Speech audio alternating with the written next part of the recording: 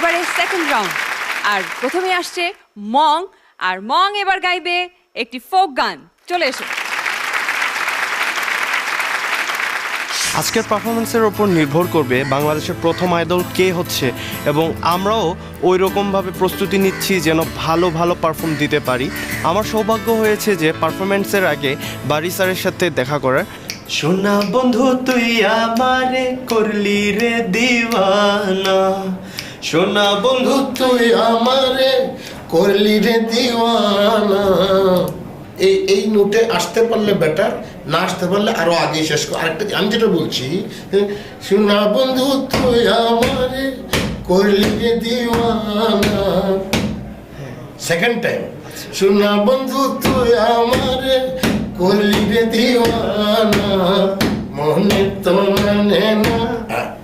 শোনা আমার একবার শোনো। সোনা বন্ধু তুই আমার, এবং তিনি আমার সাথে অনেক কিছু টিপস শেয়ার করেছেন। মনে তো মানে না, দিলে তো বোঝে না। খুব সাবধানে গাইবে তোমরা। গানের মধ্যে গায়কী, থ্রুইংস, ওয়েভস, তালকারি, লয়কারি সব বজায় রেখে সুন্দরভাবে পরিবেশন করবে। যদিও সে পাহাড়ি ছেলে, গায়কী অ্যাকসেন্ট কিন্তু গানের সঙ্গে অনেকটা কাছাকাছি চলে এসছে। আশা করি ভালো করবে। আশা করছি তার টিপসগুলো কাজে লাগিয়ে আমি একটি ফাটাফাটি একটা পারফরমেন্স দেব, এবং রেডি থাকবেন। Get said my performance.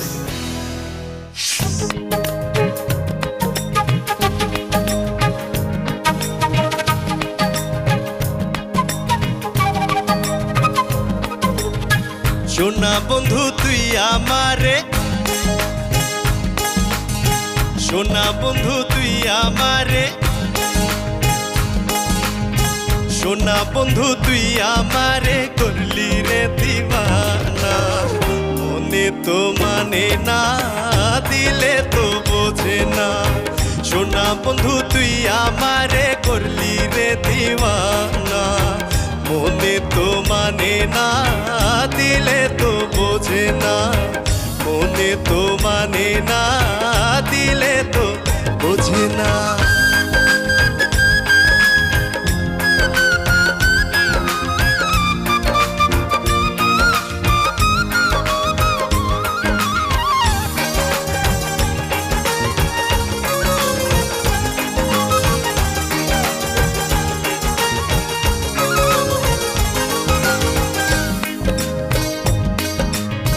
সোনা বন্ধুরে মন নিগুন, জল দিলে নিভে না আগুন।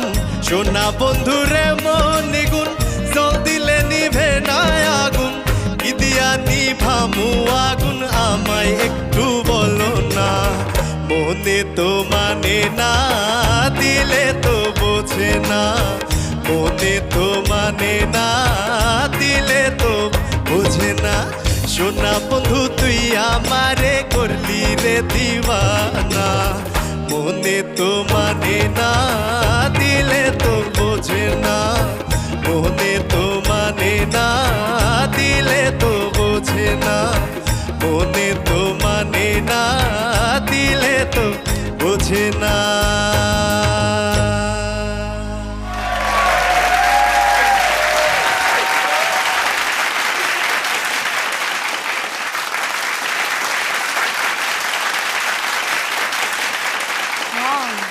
সোনা বন্ধু তুই আমারে করলি রে দিওয়ানা, আমরা তো জানি মংকে কে দিওয়ানা করেছে, তাই না? আচ্ছা, গান সম্পর্কে জানবো বারি স্যারের কাছ থেকে, কেমন হলো? ইন্দ্রদা আগে বলছিলেন গানের থেকে ওর পারফরমেন্স আমার কাছে খুব বেশি ভালো লাগছে। আসলে স্টেজ পারফর্মার হিসেবে জবাব নাই।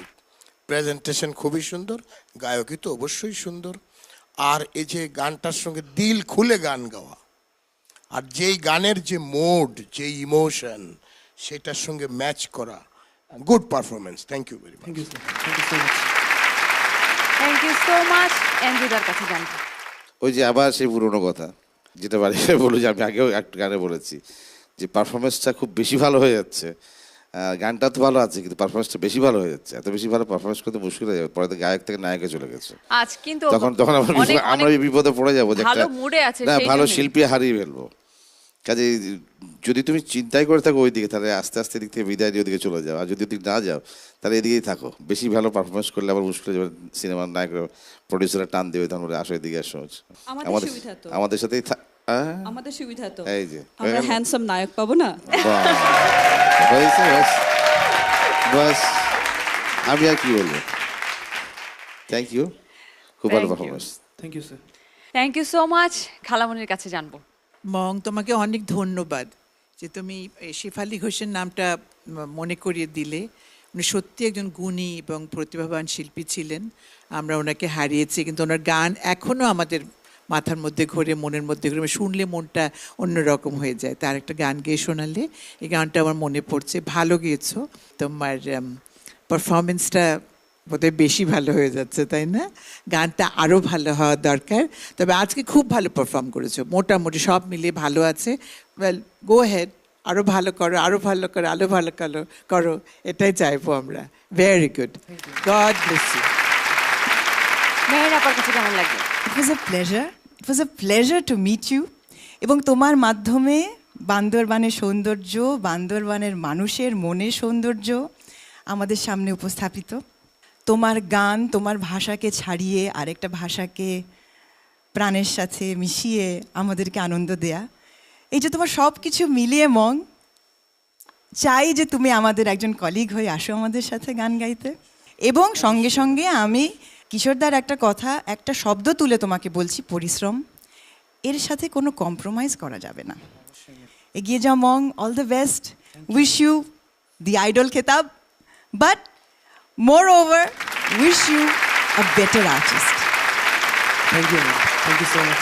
Thank you so much. অপির কাছে কেমন লাগলো? বেটার আর্টিস্টের প্রসঙ্গ ধরে আমি একটা কথা বলতে চাই। দুটো জিনিস আসলে একদম মাথা থেকে ফেলে দিতে হবে যদি আর্টিস্ট হতে চাও। প্রথমে হচ্ছে লোভ, এটা ছেড়ে দিতেই হবে। কারণ যদি তুমি সাফল্য চাও, তোমার যদি কঠোর পরিশ্রম থাকে, তোমার মধ্যে যদি সততা থাকে, সফলতা তোমার পেছনে দৌড়াবে। সো আমি একটা জিনিসই বলবো যে বি অনেস্ট, নিজের কাছে অনেস্ট থাকো। সেটা লেখাপড়া করো, গান গাও, বা কারোর সাথে কোনো মুরব্বীদের সাথে কথাবার্তা, যে কোনো কিছুতেই বি অনেস্ট। অ্যান্ড মানে আসলে আমার আর কিছু বলার নাই, মানে আমি জাস্ট এইটাই বিশ্বাস করি। Okay, God bless you, God bless you. গান গাবেন, অভিনয় চলে যাবে। আমি তো ওকে বলবো যে আমি ওকে নায়ক হিসেবে পেলে বেশি খুশি হই। আর কি? তাহলে আর কি কিছু চাও? অপির নায়ক হলে কেমন হয় সেটা দুজনের but he is so shy, okay মানে শাইনেস কাটিয়ে উঠতে হবে। এটা তো তোমার responsibility.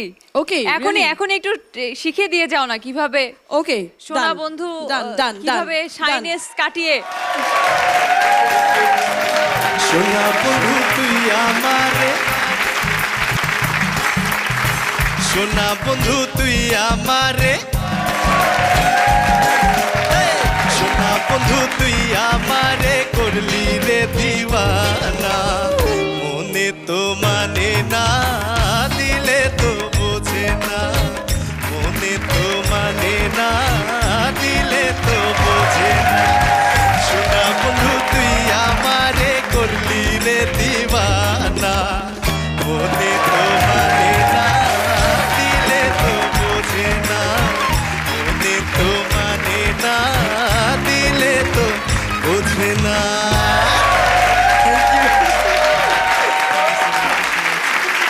Thank you so much. মংকে যদি আইডল হিসেবে দেখতে চান তাহলে আপনাদের শেষ সুযোগ ভোট করবার। আর মংকে ভোট করতে হলে মোবাইলে মেসেজ অপশনে গিয়ে টাইপ করুন আইডল, স্পেস দিয়ে লিখুন মং, MONG, আর পাঠিয়ে দিন 3690 এই নম্বরে, অথবা সরাসরি 3690 নম্বরে ডায়াল করে ভোট করতে পারবেন। All the best.